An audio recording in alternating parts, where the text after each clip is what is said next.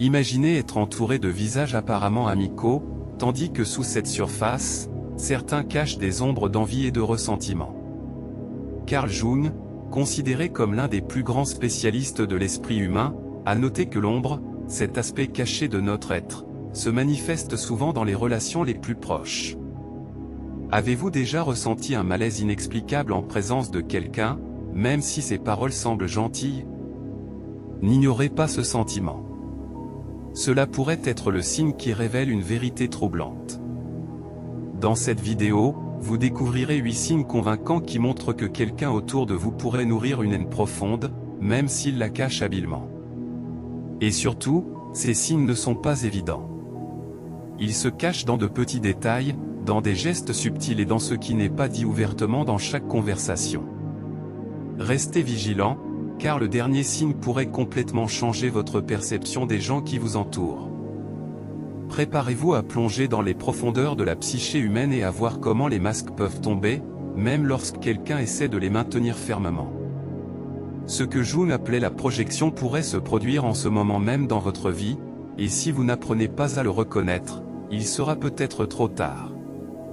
Ne clignez pas des yeux, car chaque seconde de cette vidéo contient la réponse à quelque chose dont vous ne saviez peut-être même pas que vous aviez besoin. Commençons. 1. Le premier signe. Le mépris déguisé en ironie. Carl Jung affirmait que ce que nous détestons le plus chez les autres est souvent le reflet des parties que nous réprimons ou nions en nous-mêmes. Le mépris se cache souvent sous un mince manteau d'ironie. Connaissez-vous quelqu'un qui fait des blagues ou des commentaires amusants qui vous laissent un goût amer dans la bouche? Ce type d'interaction, bien que subtil, est un indice puissant indiquant qu'une personne proche de vous peut nourrir du ressentiment, voire de la haine, à votre égard. On considère souvent cela comme une blague, mais le véritable poids de ce qui est dit n'est pas une blague. C'est ici qu'entre en jeu la projection décrite par Jung. Lorsque quelqu'un est incapable de gérer ses conflits internes, il projette ses ombres, ses insécurités et ses frustrations sur vous. L'ironie devient une arme passive. Cela ne semble pas directement agressif, mais cela vous fait douter que vous ayez vraiment compris l'intention. Et c'est là le danger. En tolérant continuellement ces attaques voilées, vous devenez involontairement la cible de cette négativité. Pour l'identifier, faites attention aux motifs. Une blague désinvolte n'a généralement pas beaucoup de poids, mais si cette personne ne peut pas vous féliciter sans glisser une critique voilée, il est temps de réfléchir. Jung nous a rappelé que l'inconscient ne ment jamais. La sincérité transparaît dans les conduites quotidiennes. Demandez-vous si ces commentaires viennent d'un lieu de gentillesse ou tentent-ils de vous miner petit à petit? Il est essentiel de s'attaquer à ces attitudes, même subtilement, pour protéger votre tranquillité d'esprit. 2. La deuxième indication. Le sabotage subtil. Carl Jung a souligné que les relations humaines sont colorées par des forces inconscientes. Parfois, l'hostilité ne se manifeste pas sous la forme d'une confrontation directe, mais plutôt par de petits actes de sabotage. Vous pourriez parler à cette personne d'un projet important ou d'un objectif que vous souhaitez atteindre, et peu de temps après, des erreurs ou des oublis commencent à se produire qui entravent votre progression, ou elles vous donnent même des conseils qui vous égarent. Au début, tout semble banal ou inoffensif, mais la répétition révèle des intentions cachées, souvent alimentées par l'envie ou le ressentiment. Jung a souligné que ces comportements sont motivés par l'ombre, la partie de nous que nous ne voulons pas admettre et qui trouve son expression en dehors de nous inconsciemment. Ceux qui sabotent, consciemment ou inconsciemment, projettent leurs propres frustrations et limites sur vous, vous entraînant avec eux. Parfois, ils adoptent même l'apparence d'une préoccupation ou d'un soutien superficiel, créant l'illusion qu'ils sont de votre côté alors qu'en réalité ils sapent vos fondations. C'est comme si votre succès ou votre bonheur était insupportable parce qu'il met en évidence ce que cette personne considère comme inaccessible pour elle-même. Faites très attention aux petites actions par lesquelles cette personne vous fait dévier de votre chemin. Ces formes de sabotage sont rarement évidentes, mais elles laissent un sentiment de doute ou de malaise. Pour Jung, la première étape pour briser le cercle est d'en prendre conscience. Reconnaître le modèle est le moyen de vous libérer des influences néfastes et de protéger à la fois vos projets et votre énergie. Troisième indice. L'absence de véritable soutien au moment clé. Carl Jung a enseigné que les liens authentiques se forgent par la réciprocité et la présence, en particulier dans les moments décisifs de la vie. Cependant, certaines personnes, malgré leur proximité physique, font preuve d'une apathie émotionnelle au moment même où vous en avez le plus besoin. Que ce soit pour célébrer un accomplissement important ou pour vous réconforter dans un moment de deuil, elles minimisent simplement vos émotions, détournent la conversation ou offrent un soutien superficiel, presque mécanique. Cette indifférence reflète ce que Jung appelait la dissociation du soi. En ne se réconciliant pas avec sa propre ombre, la personne est incapable de ressentir ou d'exprimer un soutien sincère à la joie ou à la souffrance des autres. Cette froideur est souvent camouflée par des excuses telles que le manque de temps, la fatigue ou un simple oubli, mais un schéma répété révèle la vérité. Observez attentivement comment il réagit lorsque vous lui communiquez quelque chose de pertinent. Est-ce qu'il vous écoute avec intérêt?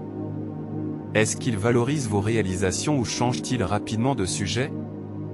Comme s'il n'avait aucune pertinence. Jung nous a rappelé que nous recherchons des relations qui nous nourrissent et nous renforcent.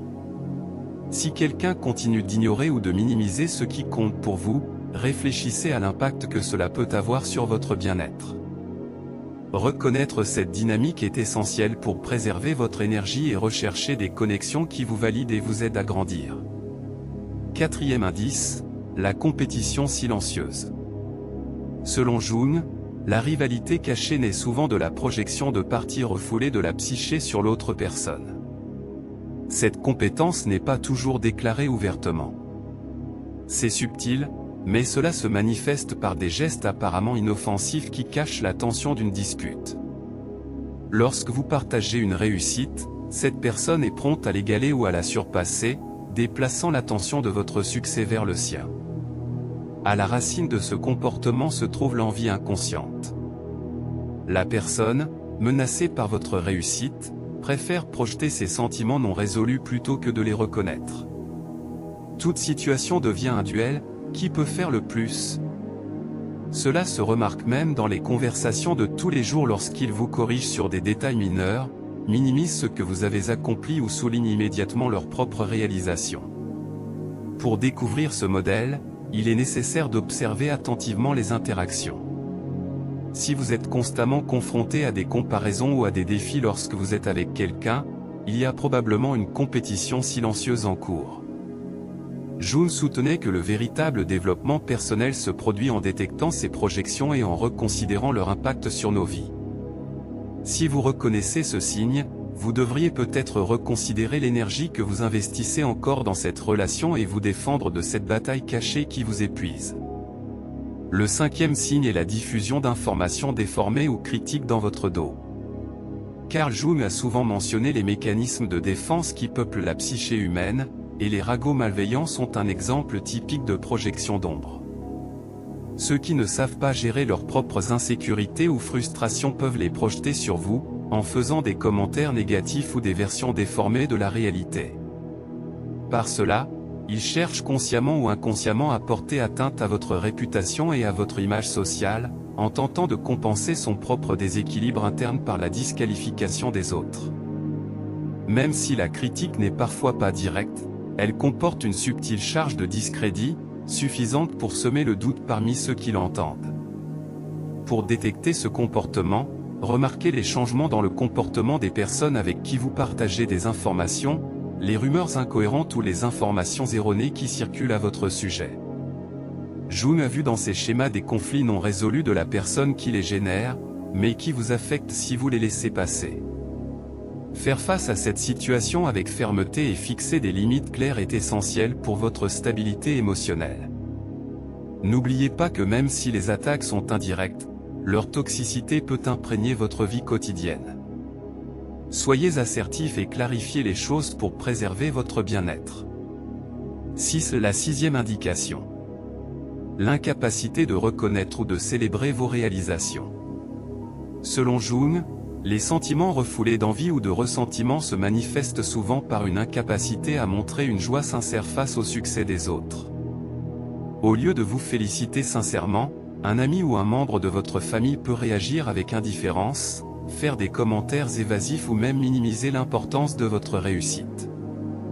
Ce vide émotionnel apparaît à des moments qui devraient être comblés par une joie partagée. Ce type de comportement indique un conflit interne plus profond. Pour Jung, nous projetons sur les autres ce que nous ne pouvons pas tolérer en nous-mêmes. Cette préoccupation pour vos réalisations révèle une perception profonde d'échec ou de déficience personnelle. Vous remarquerez que la personne essaie d'éviter le sujet ou le change rapidement, ce qui implique que votre bonheur n'est pas quelque chose dont elle veut s'occuper. Si vous remarquez une indifférence ou une froideur constante lorsque vous partagez une bonne nouvelle, c'est un signe. Jung a souligné que de telles réactions en disent plus sur les luttes internes de cette personne que sur sa valeur. Prenez soin de votre santé émotionnelle, en vous rappelant que votre valeur ne dépend pas d'une validation externe, et entourez-vous de ceux qui sont vraiment heureux de vos succès. 7e indice. Une réponse révélatrice à votre vulnérabilité. Carl Jung affirmait que la façon dont nous réagissons à la souffrance, à la faiblesse ou à la douleur des autres en dit long sur notre propre psyché. Une personne qui ressent du ressentiment ou de la haine envers vous peut utiliser ces moments de vulnérabilité pour renforcer sa domination émotionnelle ou son sentiment de supériorité dans la relation. Au lieu de faire preuve d'empathie, il reste distant, froid ou fait même des commentaires qui sous-entendent que vous êtes coupable ou inadéquat, aggravant votre douleur au lieu de la soulager.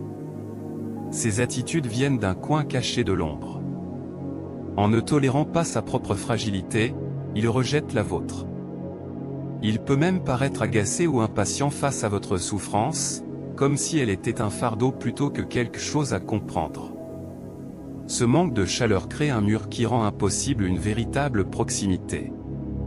Pour remarquer ce modèle, réfléchissez à la façon dont vous réagissez lorsque vous rencontrez des difficultés physiques ou émotionnelles. Il vous offre un réel soutien ou essaie de minimiser votre expérience. Jung soutenait que les relations saines sont basées sur l'empathie et le soutien mutuel. Si cela n'apparaît pas, votre lien peut être contaminé par des énergies négatives. Pour maintenir votre équilibre, il est préférable de fixer des limites claires et de rechercher quelqu'un qui se soucie vraiment de votre bien-être. 8. Le 8e signe tentative continue DE contrôler ou DE manipuler VOS décision. Selon Jung, le désir de contrôler les choix des autres indique souvent un déséquilibre intérieur. Quelqu'un qui veut contrôler votre comportement essaie souvent de compenser son manque de maîtrise de soi. Ils peuvent déguiser cette manipulation en inquiétude ou en conseil afin de vous guider vers un chemin qui correspond plus à leurs intérêts qu'aux vôtres. Souvent, cette intrusion n'est pas manifestement agressive. Elle est présentée enveloppée de bonne manière ou d'une apparente sagesse. Cependant, Jung souligne que notre psyché perçoit ces disharmonies, même si nous ne les exprimons pas toujours. Cette personne peut critiquer chacune de vos décisions, mettre en doute vos capacités ou faire pression sur votre sens de la loyauté pour réorienter vos actions. Il tisse un récit qui vous fait croire que vous ne pouvez pas ignorer son opinion, alors qu'en réalité il ne fait qu'entraver votre autonomie. Pour le savoir, il faut se demander si vos décisions sont véritablement les vôtres ou si elles sont influencées par une manipulation extérieure. Selon Jung, la croissance authentique nécessite de se libérer de ces impositions et de reconnaître l'autonomie du soi. Exposer et briser ces schémas manipulateurs est essentiel pour retrouver votre liberté émotionnelle et garantir que vos actions naissent de vos valeurs et non de l'ombre de quelqu'un d'autre. Tout au long de cette vidéo, nous avons exploré comment les ombres qui hantent l'esprit humain peuvent se manifester dans les liens les plus proches, révélant des signes de haine et de ressentiment que nous négligeons parfois. Pour Jung, faire face à ces réalités favorise notre connaissance de soi. Reconnaître les comportements décrits ici ne consiste pas seulement à identifier qui pourrait travailler contre vous, mais aussi à comprendre comment les énergies de votre environnement peuvent influencer votre propre bien-être et votre développement.